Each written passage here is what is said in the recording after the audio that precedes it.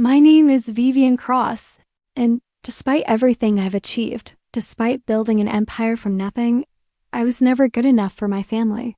But that night, standing in my childhood bedroom as strangers toured what was once my sanctuary, everything changed. Before I share my story, let me know where you're watching from and hit like and subscribe if you've ever had to walk away from someone who refused to see your worth.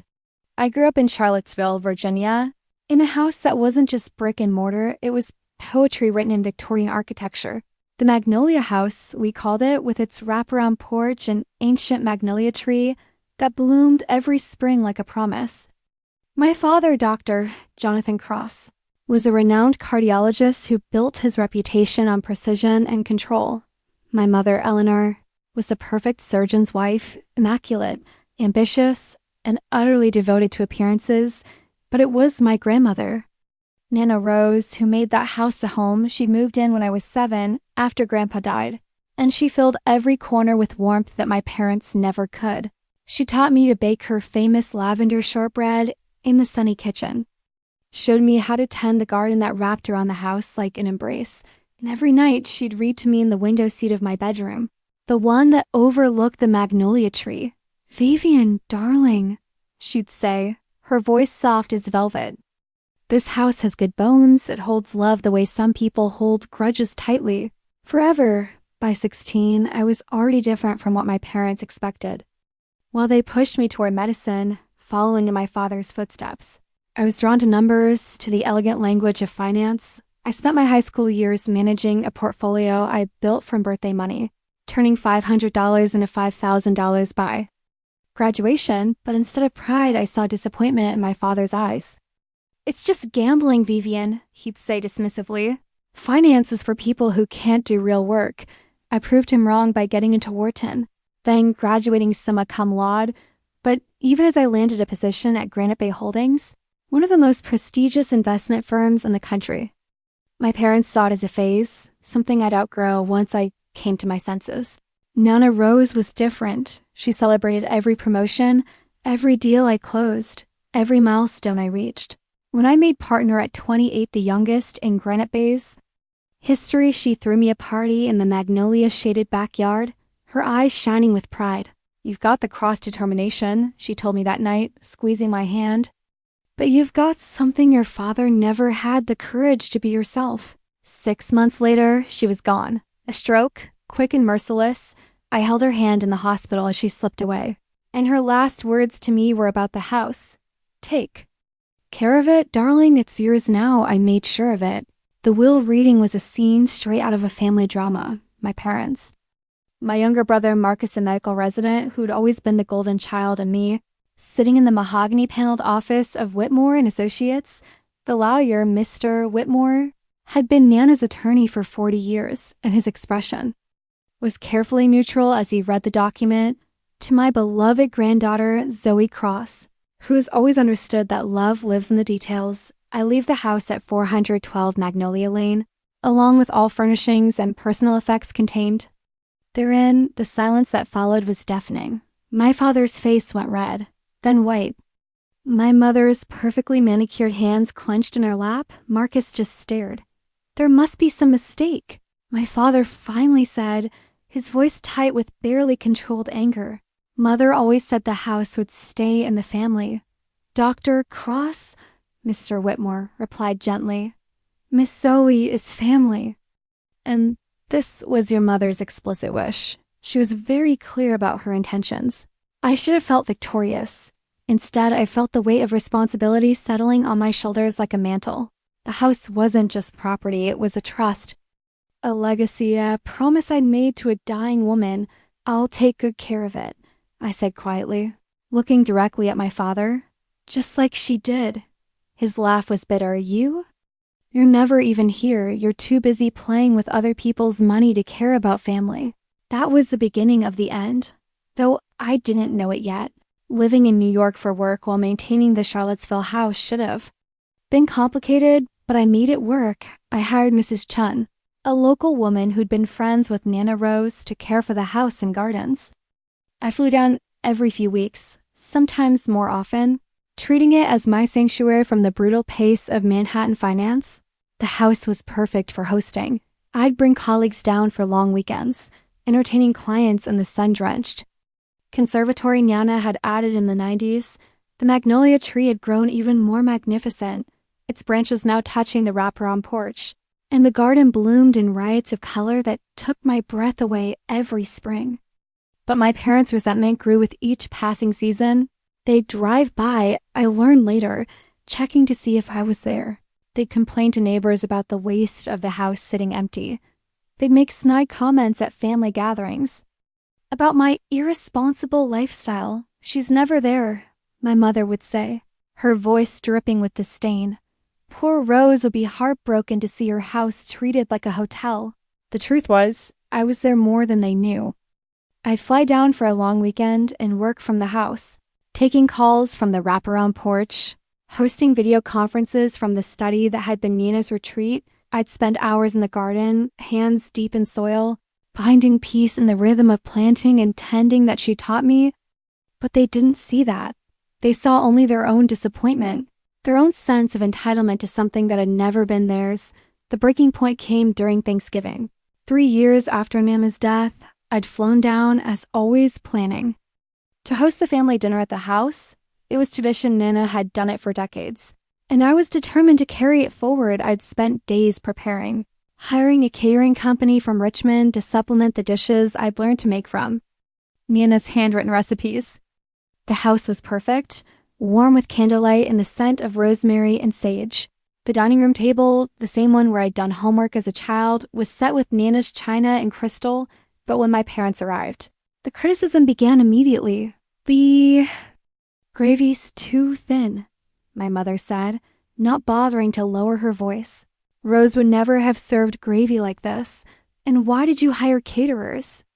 My father added, his tone sharp with disapproval, "This family has never needed outside help." I bit my tongue, focused on making the dinner perfect. But as the evening wore on, their comments became more pointed, more personal. "You know," my mother said, her voice carrying clearly from the kitchen where she was helping clean up. I was talking to Eleanor Morrison at the country club, and she said the most interesting thing. She said she never sees any lights on in this house anymore. Makes you wonder what Vivienne's really doing with Rose's legacy. My father's response was worse. Rose was foolish to leave it to her. A house like this needs a family, not a weekend visitor. I stood in the doorway, dish towel in my hands, and something inside me shifted. These were the same people who'd criticized every choice I'd made, who'd dismissed my success as irrelevant, who'd made it clear that I'd never be good enough for their approval. "I think," I said quietly, "that Nana knew exactly what she was doing." My mother turned, her face flushed with wine and indignation. "Did she?" Because from where I stand, it looks like she made a terrible mistake. That night after they left, I sat in the window seat of my childhood bedroom, looking out at the magnolia tree, and I made a decision. I would sell the house, not because I didn't love it, but because I couldn't bear to watch them poison it with their resentment. I kept the decision to myself for weeks, working quietly with a real estate agent I found through a colleague. The house was appraised at $28 million. Historic designation and prime location had made it incredibly valuable. But I wasn't selling for money, I was selling for peace. I planned to tell my parents gently, to explain that I'd found a family who would love the house the way it deserved to be loved. I found the perfect buyers, a young couple with 2 small children who'd walked through the house with the same wonder I felt as a child. But my mother found out first. I was in back-to-back meetings when my phone started buzzing, text after text, each one angrier than the last. "How could you? Rose would be ashamed. You're destroying everything she built. We're coming over. Don't you dare sign anything." I excused myself from the meeting and called her back, my hand shaking slightly. "Mom, I can explain." "Explain what?" That you're selling your grandmother's house to strangers? That you're throwing away 4 generations of family history? It's not like that. I found a wonderful family and I don't want to hear it. "Vivienne, your father and I are driving up right." Now, don't you dare do anything until we get there." They arrived at my Manhattan apartment that evening, my father still in his scrubs from surgery, my mother dressed in the kind of outfit that screamed family emergency. I made coffee, tried to create a calm atmosphere, but their anger filled my living room like smoke. "I don't understand," my father said, his voice tight with control. "Why would you sell without even talking to us?" "Because every conversation we have about the house ends with you telling me I'm not good enough to have it," I replied, surprised by my own honesty. "That's not true," my mother protested. You think I don't deserve it. You think Nana made a mistake. You've made that clear for 3 years." My father leaned forward, his surgeon's hands clasped tightly. "Vivienne, if you're determined to sell, at least give us the chance to buy it. Keep it in the family." That stopped. "Nicole, you want to buy it?" "Of course we do. We've always loved that house. We just thought you'd eventually come to your senses and realize you can't maintain it properly." There it was, the truth I'd been avoiding. They didn't think I was capable. They'd never thought I was capable. "How much?" I asked. "How much what?" My mother replied, "How much are you offering?" They exchanged glances. "Well," my father said slowly, "the housing market is so unpredictable right now. We were thinking maybe $18 million. That's generous, considering the maintenance costs and the fact that it's been essentially empty for 3 years." I stared at them. The house had been appraised at $28 million. They were offering $18 million, $1 million less than market value. From the people who'd raised me, that's a very low offer, I said carefully. "It's realistic," my mother replied. "And it's family. Surely that's worth something." "Surely," I agreed. "Let me think about it." I didn't sleep that night. Instead, I sat in my home office, surrounded by the tools of my trade, multiple monitors, financial reports, market analyses, and I did what I did best. I researched. My parents lived in a beautiful colonial in Keswick, just outside Charlottesville. They bought it 15 years ago, when my father's practice was booming and my mother decided they needed something more appropriate for their station.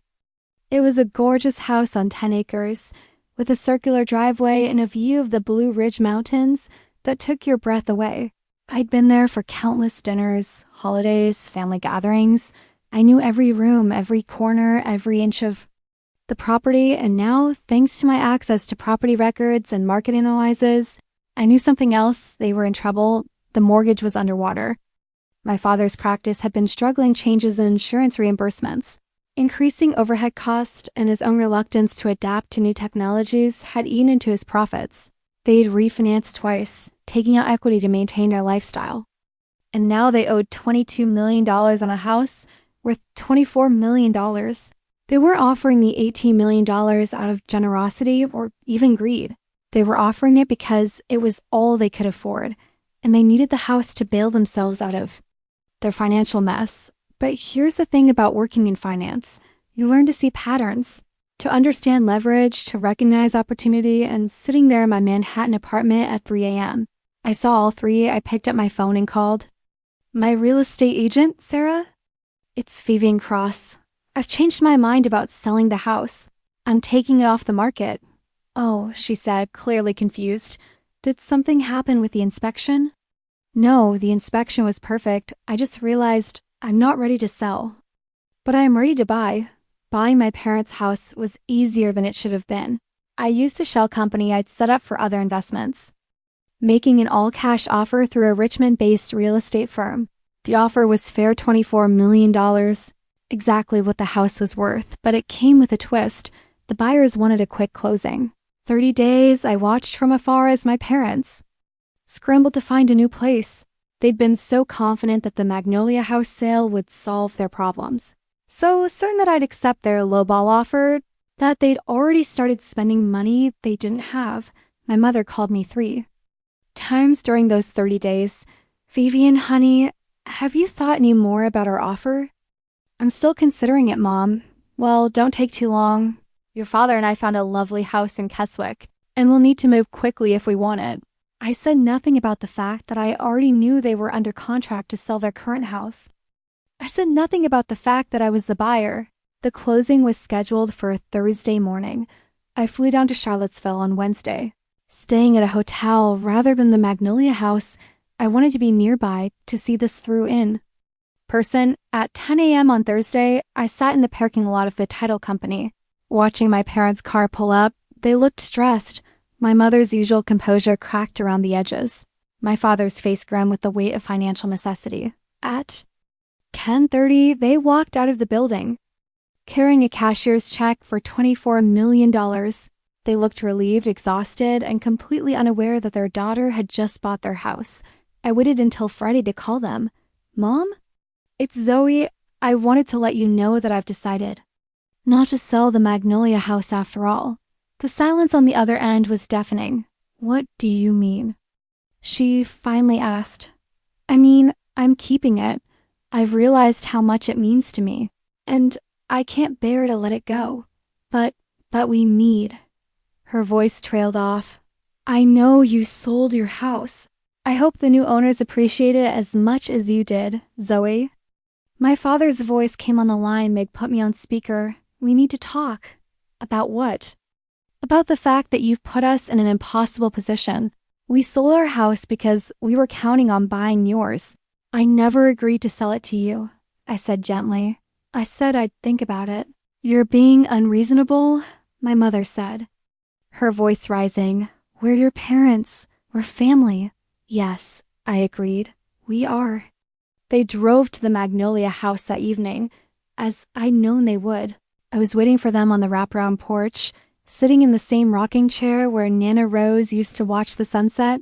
We need to talk, my father said, his voice tight, with barely controlled anger. Of course, come in. I led them to the living room. The same room where we'd held Nana's memorial service, where I'd opened Christmas presents as a child, where I told them I was going to Wharton instead of medical school. Zoe, my mother began, her voice taking on the tone she'd used when I was a child and I'd disappointed her. This has gone too far. We're your parents, and we need your help. What kind of help? We need you to sell us the house. We're prepared to offer $2 million. I almost laughed.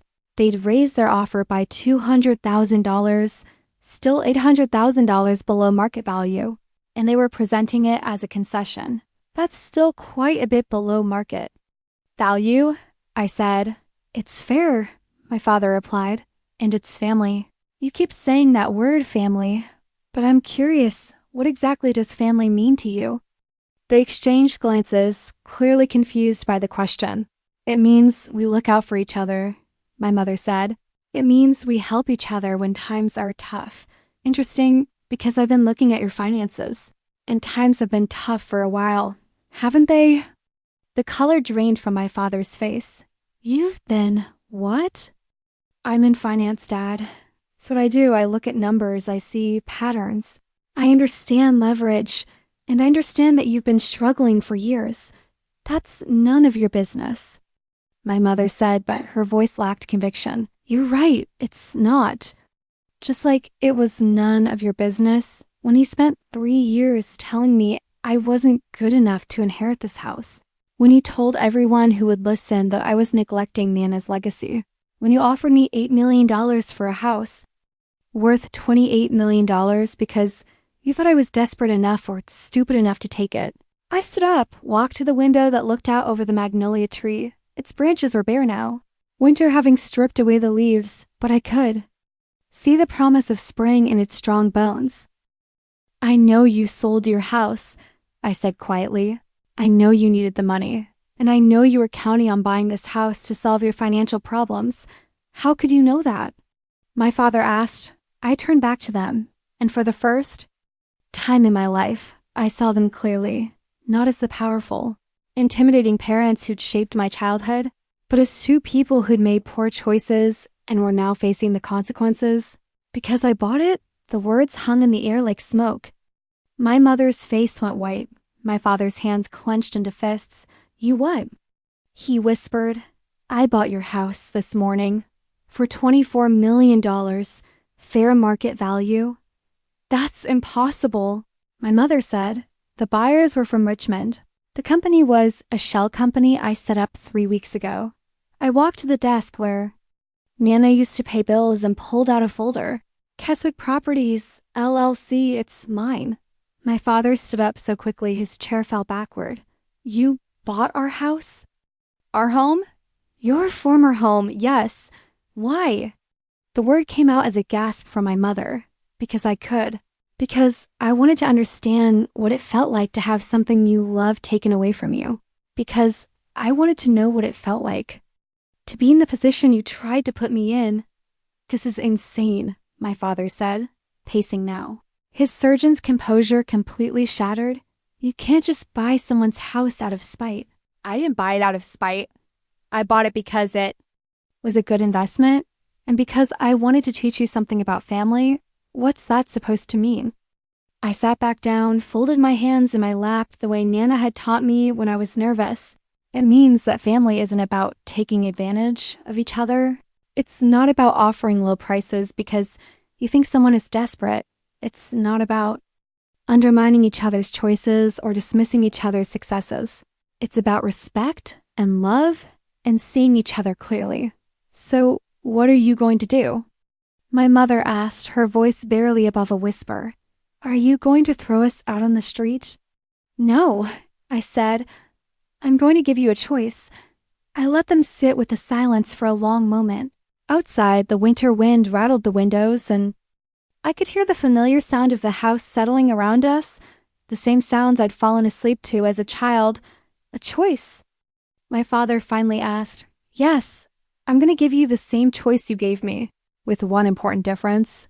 I pulled out a second folder, this one containing the deed to their former house. I'm prepared to sell you back your house for exactly what I paid for it, $24 million, no profit, no loss, fair market value. They stared at me, hope and confusion warring on their faces. But I continued, there's a condition. What condition?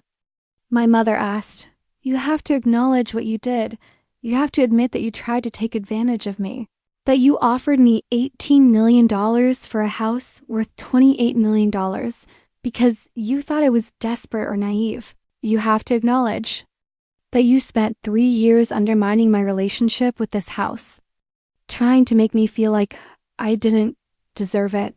We were trying to help, my father protested. No, you weren't. You were trying to help yourselves. And that's fine, people act out of self-interest all the time. But don't lie to me about it. Don't pretend it was about love or family or what was best for me. I stood up, walked to the mantelpiece where Nana's picture still sat, surrounded by candles and fresh flowers I'd brought from the garden. She left me this house because she knew I'd love it, because she knew I'd take care of it, because she knew I understood what it represented, and you tried to make me doubt. That you tried to make me feel like I wasn't worthy of her trust. We never said that, my mother said. But her voice lacked conviction. You didn't have to say it. You said it every time you criticized the way I maintained the house. You said it every time you told people I was never here. You said it when you offered me $18 million for a $28 million house. I turned back to them and I saw something I'd never seen before. Shame, real, genuine shame in their eyes. So here's your choice, I said. You can have your house back for exactly what I paid for it. But you have to admit what you did. You have to acknowledge that you tried to take advantage of me. And you have to promise that you'll never again try to make me feel like I'm not good enough for this family. And if we don't, my father asked, then I'll sell your house to someone else. There's a lovely family from Richmond who's been looking for exactly what you have. They'll take good care of it. The silence stretched between us like a chasm. I could see them thinking, calculating, trying to find a way out that didn't require them to admit they'd been wrong. We need time to think, my mother finally said. Of course you have until Monday. The Richmond family is coming to look at the house Tuesday morning. They left without another word, and I spent the weekend in the house alone, thinking about forgiveness and justice and the difference between the two. I thought about Nana Rose, about the way she'd handled conflict with quiet dignity. She'd never been one for grand gestures or dramatic confrontations. She'd believed in the power of truth, spoken gently but firmly. I thought about my childhood, about the way I'd always Felt like I was falling short of their expectations. The way they made me feel like my successes didn't matter because they weren't the right kind of successes. I thought about the house itself, about the way it had sheltered 4 generations of my family, about the love and pain and hope that had soaked into its walls over the decades. And I thought about the choice I'd given them, not just whether to admit their mistakes, but whether to choose love over pride. On Sunday evening, I was in the kitchen, making Nana's lavender shortbread from memory. When the doorbell rang, I opened the door to find Marcus, my younger brother, standing on the porch with a bottle of wine and an expression I couldn't quite read. "Can I come in?" he asked. I stepped aside, and he walked into the living room, looking around as if he was seeing the house for the first time. "They sent you," I said. It wasn't a question. "No, actually, they don't know I'm here. They're pretty angry with me right now." "Why?" He sat down on the couch, set the wine on the coffee table. "Because I told them you were right." That surprised me. Marcus had always been the golden child, the one who'd followed the path they laid out for him. Medical school, residency, the perfect son who'd never disappointed them. About what? About everything. About the way they treated you, about the house, about the way they've never been able to see you for who you really are. I sat down across from him, studying his face. He looked tired, older than his 29 years. "I've been thinking about it all weekend," he continued. "About the way they talk about you, about the way they've always talked about you. And I realized something." "What's that?" "They're scared of you," I laughed, but there was no humor in it. "Scared? Of me? Why would they be scared of me?" "Because you succeeded without them. Because you built something they don't understand and can't control. Because you're everything they raised you to be, just not in the way they expected." He opened the wine, poured 2 glasses, handed me one. "Do you remember when you got the job at Granite Bay? You called to tell them, and Dad's first question was whether you'd be able to handle the stress. Not congratulations, not we're proud of you, just doubt." I remembered I'd been so excited, so ready to share my good news, and his response had deflated me completely. "They've always done that," Marcus continued. "Every achievement, every success, they found a way to diminish it. And I think it's because they can't stand the idea that you might be better than they are. Better than Dad? He's a surgeon. He saves lives. And you manage billions of dollars. You've built a career in one of the most competitive fields in the world. You succeeded on your own terms, by your own rules, and they can't take credit for any of it." We sat in silence for a while, sipping wine and watching the fire I built in the fireplace. "What are you going to do?" Marcus asked eventually. "I don't know. I made them an offer. They have until tomorrow to decide. And if they don't take it, then I'll sell the house to someone else. They'll have to figure out where to go." "That's harsh." "Is it?" "They tried to cheat me out of $1 million. They spent 3 years making me feel like I didn't deserve this house. How is holding them accountable for that harsh?" He was quiet for a long moment. "It's not," he finally said. "It's just, there are parents. Yes, they are, and I love them. But love doesn't mean letting people treat you badly. It doesn't mean pretending their behavior is okay when it's not. What do you want from them?" I thought about that question for a long time. What did I want? An apology? An acknowledgement? A relationship where I didn't have to constantly prove my worth?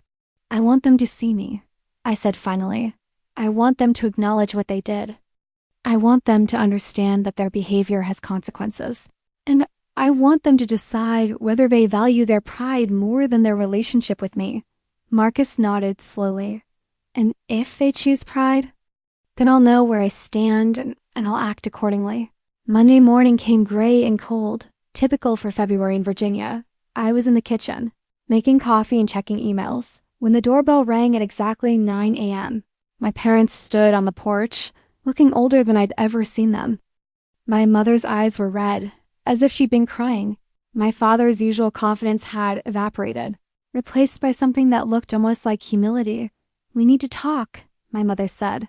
I let them in, made coffee, and we sat in the living room, where we'd had so many conversations over the years, some joyful, some painful, but none quite like this.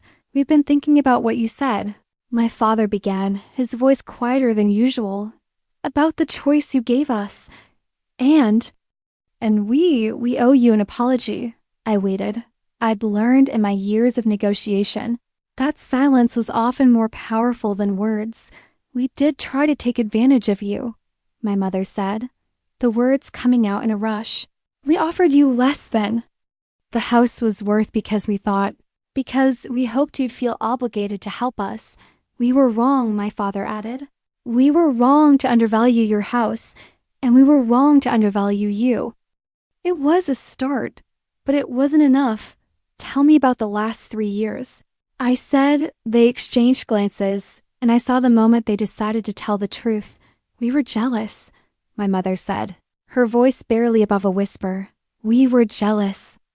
That mother left you the house instead of us. We were jealous of your success, your independence, your ability to build a life we didn't understand. We took it out on you," my father continued. "We criticized the way you maintained the house, the way you lived your life, the choices you made. We made you feel like you weren't good enough because we were afraid you were better than us." I felt tears prick my eyes, but I blinked them back. This was what I'd needed to hear for 3 years, but now that I had it, I found it. Didn't feel like victory. It felt like grief for the time we'd lost, for the relationship we could have had, for the pain we'd all caused each other. "Why?" I asked. "Why couldn't you just be proud of me?" "Because," my mother said, tears streaming down her face now, "we didn't know how to be proud of something we didn't understand. Your success was so different from anything we'd achieved. We couldn't take credit for it, couldn't guide it, couldn't control it. And instead of celebrating that, we resented it.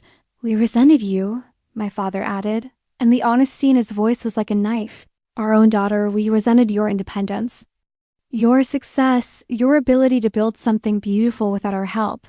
I stood up, walked to the window, looked out at the magnolia tree. Its branches were still bare, but I could see the tiny buds that promised spring was coming. "I have something to tell you," I said, turning back to them. "I'm not going to sell you back your house." The color drained from their faces. "I'm going to give it to you." "What?" My mother whispered. "I'm going to give you back your house. No charge, no strings attached, because that's what family does.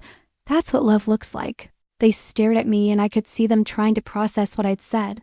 "But," I continued, "there are conditions. Not financial conditions, but relationship conditions." "What kind of conditions?" my father asked. "You have to stop trying to diminish my success. You have to stop criticizing my choices. You have to start treating me like an adult whose opinions and decisions have value." "Of course," my mother said quickly. "Of course we can do that. And you have to understand that this house," I gestured around the room, "is my home. It's where I come when I need peace, when I need to remember who I am. It's where I'll bring my children someday, where I'll grow old. It's not a burden or a mistake or a phase. It's my inheritance, my responsibility, and my joy." "We understand," my father said. "We're sorry it took us so long to see that." I walked to the desk, pulled out the deed to their house, and handed it to them. "This is yours," I said. "Free and clear. Consider it a gift from your daughter who loves you enough to forgive you, but who's strong enough to demand better." They left that afternoon, clutching the deed and a folder of documents that would transfer the house back to them. But before they went, something else happened, something I hadn't expected. "There's something else we need to tell you," my mother said as they stood in the doorway, "about the house, about why we wanted it so badly." "What about it?" "We weren't just in financial trouble," my father said, his voice heavy with shame. "We were in serious debt, medical malpractice insurance, equipment costs, the overhead of the practice. It all spiraled out of control. We refinanced the house twice, took out loans against everything we owned." "How much?" I asked, though I already knew the answer. "Almost $3 million. My mother whispered, "We were going to lose everything. And you thought buying this house would save you?"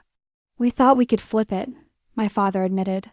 "Buy it from you for $18 million, sell it for market value. use the profit to pay down our debts. I stared at them, finally understanding the full scope of their betrayal. They hadn't just tried to cheat me, they tried to use Nana's house. The home she'd entrusted to me as a get-rich-quick scheme. You were going to sell it, I said, my voice flat with disbelief. We were desperate, my mother said. We weren't thinking clearly. No, I said, my voice rising despite my efforts to stay calm. You were thinking very clearly. You were thinking about yourselves. You were thinking about how to solve your problems at my expense. They stood there, looking ashamed and defeated, and I felt the last of my illusions about them crumble. Get out, I said quietly. Zoe, my father started. Get out of this house now. They left, and I stood in the doorway. Watching their car disappear down Magnolia Lane, the deed to their house was still in my hand, and I looked at it for a long moment before walking to the fireplace and throwing it into the flames. The next morning, I called my lawyer. I need you to prepare a deed transfer, I said. I want to give a house away. To whom?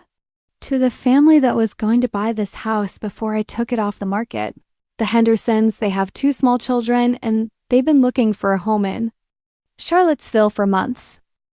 You want to give them your parents' house? I want to give them a fresh start. They're both teachers, barely making ends meet, but they love each other and they want to build something beautiful together. They remind me of what a family should be. My lawyer was quiet for a moment. That's a very generous gift, Zoe. We're talking about a $24 million property. I know exactly what it's worth, and I know exactly what I'm doing. I'd met the Hendersons when they toured the Magnolia house, Sarah and David, both in their early 30s, both teaching at local schools. Their children, Emma and James, were 7 and 9. The same age as Marcus and I had been when we'd first fallen in love with this house. They'd walked through the rooms with wonder. Sarah running her hands along the carved banisters, David kneeling to examine the original hardwood floors. The children had been enchanted by the magnolia tree, already planning the treehouse they'd build in its branches. It's perfect, Sarah had whispered to her husband, not knowing I was listening. It's everything we dreamed of, but they couldn't afford it, even with teachers' loans and family help. They were priced out by $500,000. I'd watched their faces fall as the reality set in, and I'd recognized the look. It was the same look I'd worn countless times growing up. The look of wanting something beautiful and being told it was beyond your reach. I called them that afternoon. Mrs. Henderson? This is Vivienne Cross. We met when you toured the house on Magnolia Lane. Oh, yes.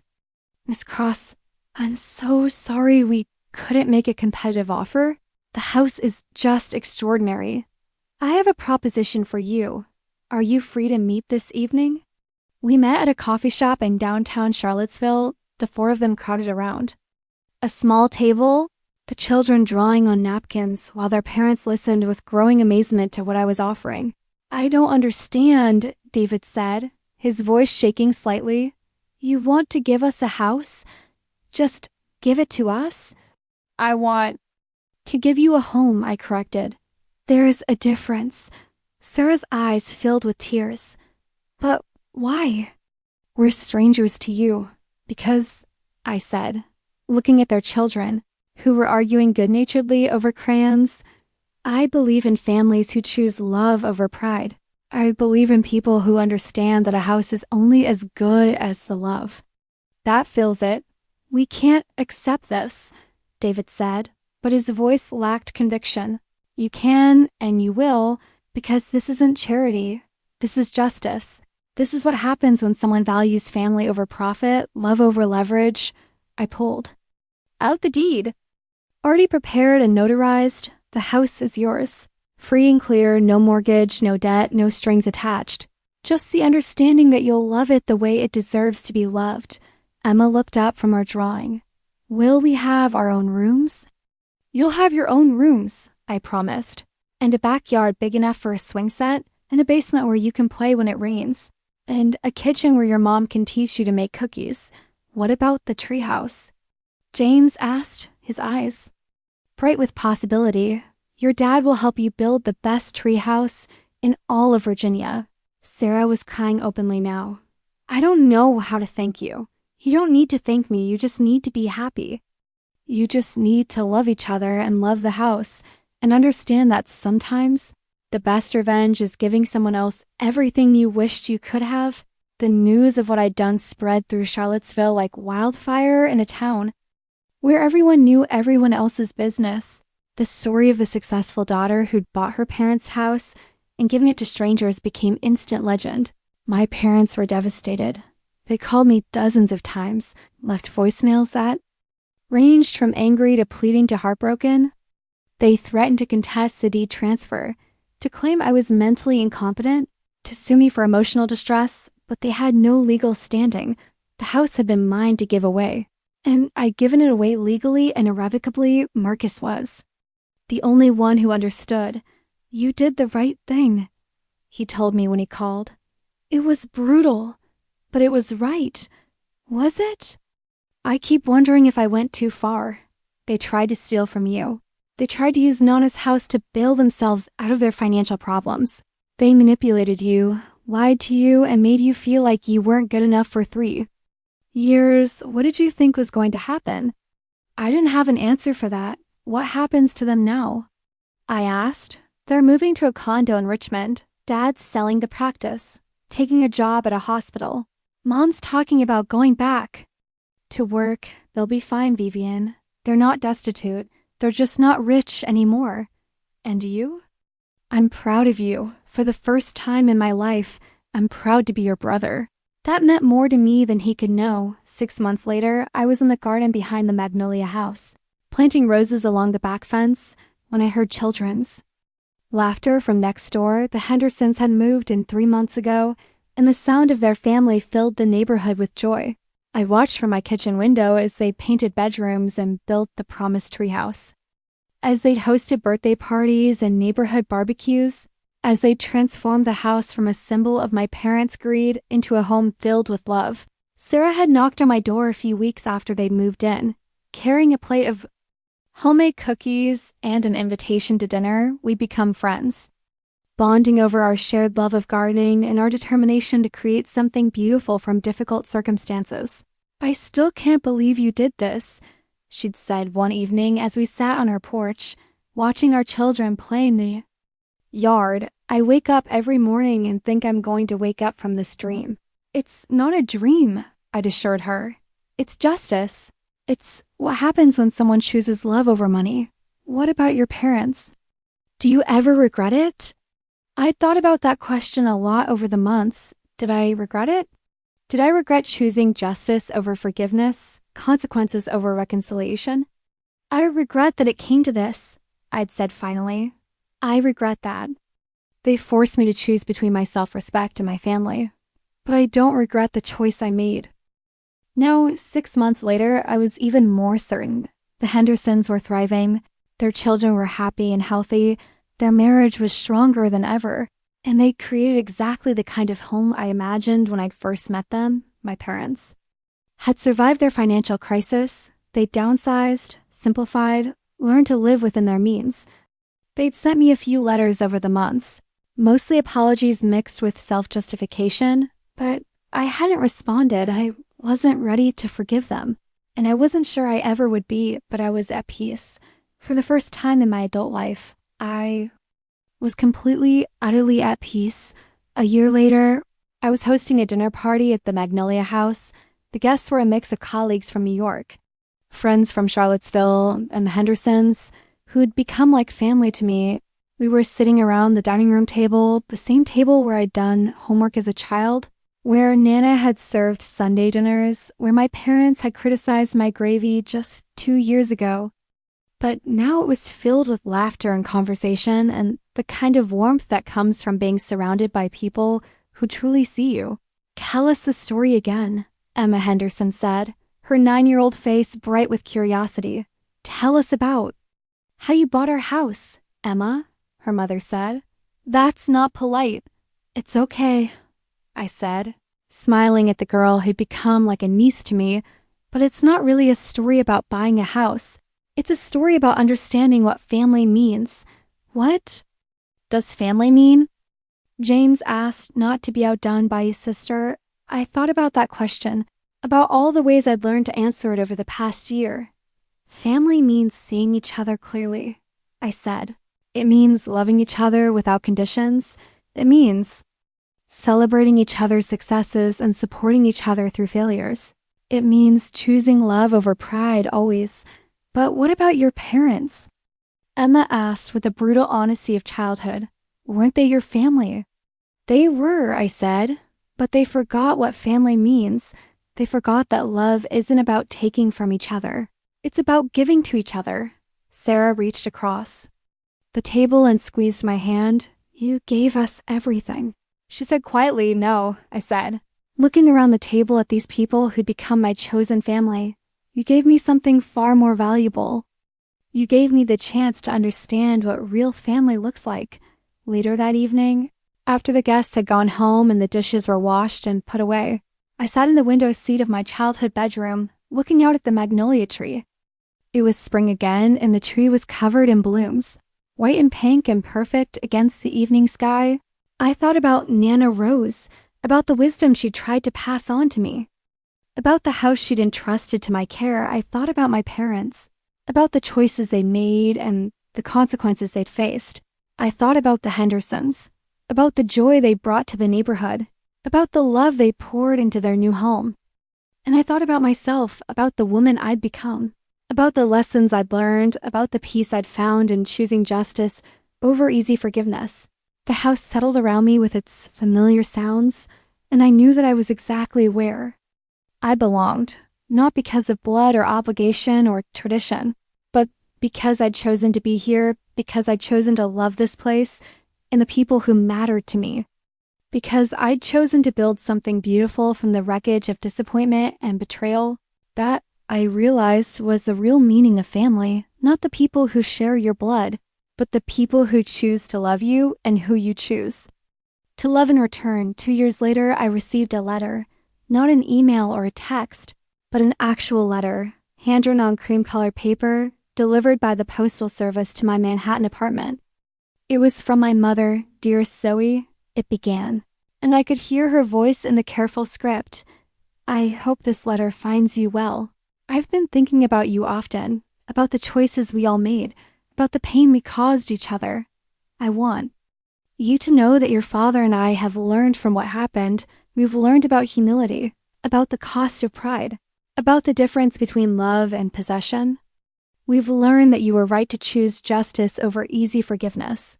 We've also learned about the Henderson family, about how they flourished in the house we lost.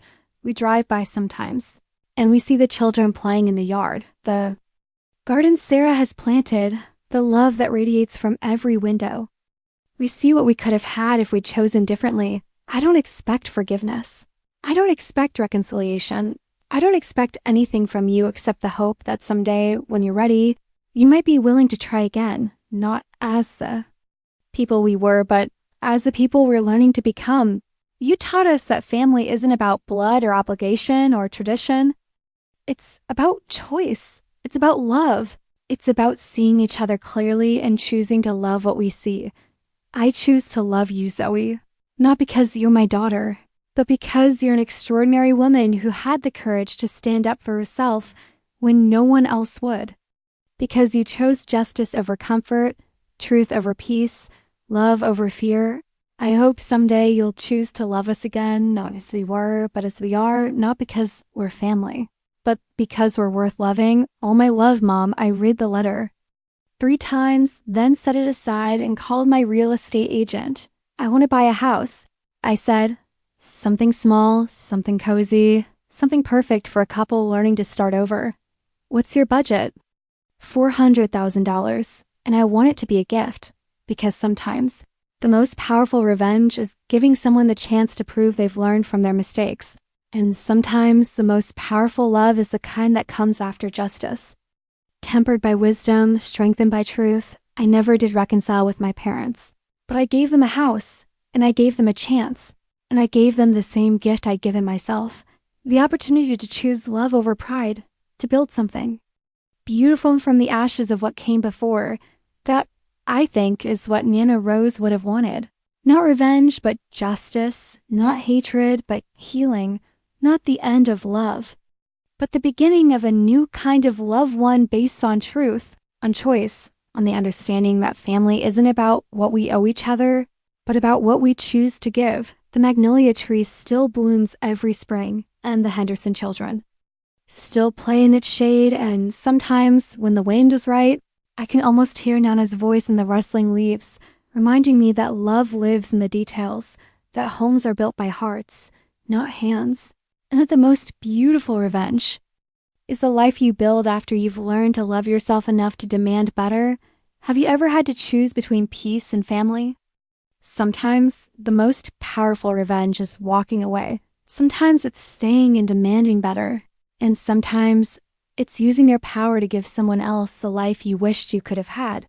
If my story resonated with you, hit like, subscribe to Silent Revenge, and share your truth in the comments, because sometimes justice whispers and still echoes forever. My name is Vivienne Cross, and I learned that the best revenge isn't getting even, it's getting free. It's choosing love over fear, truth over comfort, and justice over easy forgiveness. It's understanding that family isn't about blood or obligation, it's about choice.